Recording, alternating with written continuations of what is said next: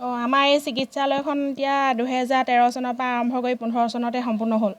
এতিয়া ইমান দিনে এতিয়া ডক্তৰ নাৰ্ছ কোনোৱে এতিয়া ইয়াত আমাৰ চিকিৎসা সেৱা আগবঢ়োৱা নাই। আমাৰ এতিয়া এই ভিতৰুৱা অঞ্চলত যদি এজন চিকিৎসক থাকে সেই ওচৰতে আমাৰ কাৰণে কিমান সুবিধা হ'ব। এতিয়া আমি মেৰাপানীলৈ যাব লাগে, এইফালে যাব লাগে বৰহোলালৈ। আমি সৰু সৰু ল'ৰা ছোৱালীক এতিয়া পটককৈ মতা মানুহজন নাথাকিলে মাইকী মানুহগৰাকীয়ে লৈ যাবলৈ অসুবিধা হয়। তাৰপৰা গৰ্ভৱতী মহিলাসকলৰ কাৰণে অসুবিধা হয়। তেনেকৈ সেইকাৰণে আমাৰ এতিয়া গোলাঘাট জিলাৰ অজন্তা নেওগ বাইদেউক আমি কাটৰে অনুৰোধ জনাইছোঁ যাতে আমাৰ এই চিকিৎসালয়খনৰ এজন ডক্তৰ আৰু নাৰ্ছ সকলোকে দি আমাৰ যেন গাঁৱৰ ৰাইজক সহায় কৰে। আমি এইটোকে কৈছোঁ আৰু।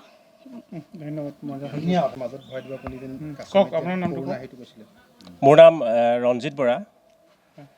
মই 2013 চনত কণ্ট্ৰেক্টৰ আণ্ডাৰত 2 বছৰ কাম কৰিলোঁ। তাৰ 15 চনৰ পৰা হেণ্ডঅভাৰ হ'ল। হেণ্ডঅভাৰত মই কমাৰবন্ধা ব্লকৰ আণ্ডাৰত আছোঁ।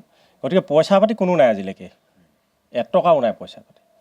এই মই বিশাল হস্পিটেলখন চাই আছোঁ, এটা বস্তুও হানি হোৱা নাই আজিলৈকে।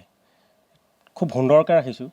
কিন্তু এটাই কাটৰ অনুৰোধ, আমাৰ গোলাঘাট সমষ্টি অজন্তা নেওগ বাইদেউলৈকে আমাৰ গোটেই তৰাণী গাঁৱৰ ৰাইজে অপেক্ষা কৰি আছে। কাহানিকৈ কৰি দিয়ে বাইদেৱেহে জানিব একমাত্ৰ। ময়ো আশা কৰি আছোঁ। মই গোলাঘাট কমাৰবন্ধাৰ আণ্ডাৰত গৈ কাছমাৰীত ক'ভিডৰ সময়ত কেয়াৰ ল'লোগৈ ক'ভিডৰ মানুহক।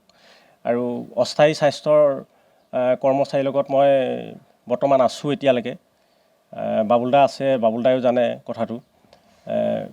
আজি পৰ্যন্ত মই হস্পিটেলখন চাই আছোঁ, খুব সুন্দৰকৈ চাই আছোঁ। আপোনালোকে চালে গম পাব ভিতৰতো খুব ধুনীয়াকৈ চাফ চিকুণ কৰি ৰাখিছোঁ। এটা অভিযোগ উত্থাপন হৈছে, ইয়াত যিবিলাক চিকিৎসক নিযুক্তি দিয়ে তেওঁলোকক বেলেগ জেগাত তেওঁলোকে আছে। আমাৰ এই হস্পিটেলখনলৈ ডক্তৰ আহে, ডক্তৰ মানে সেই বেলেগলৈ গুচি যায় আকৌ। মানে অফিচিয়েলি আমাৰ হস্পিটেলখন ৰানিং হৈ আছে নেকি। মেৰাপানীত আছে নাৰ্ছগৰাকী, তাৰপিছত আপোনাৰ শইকীয়া কি আছিলে নামটো, তেওঁ মেৰাপানীত কৰি আছে তেওঁ এতিয়া। তাৰপিছত এই ডক্তৰজনো সেই মেৰাপানীতে আছে। ইয়াৰ কৰ্মচাৰীসকলক নি মেৰাপানী বা অন্য বিভিন্ন জেগাত মানে হেৰি হৈ যায়। কোনো আজিলৈকে এজনো চিকিৎসকৰ নামত কোনো নাই অহা নাই, কোনো এজনো চিকিৎসক এতিয়া বৰ্তমান অহা নাই। আহি পেলাই আকৌ গুচি যায় ইয়াৰ পৰা।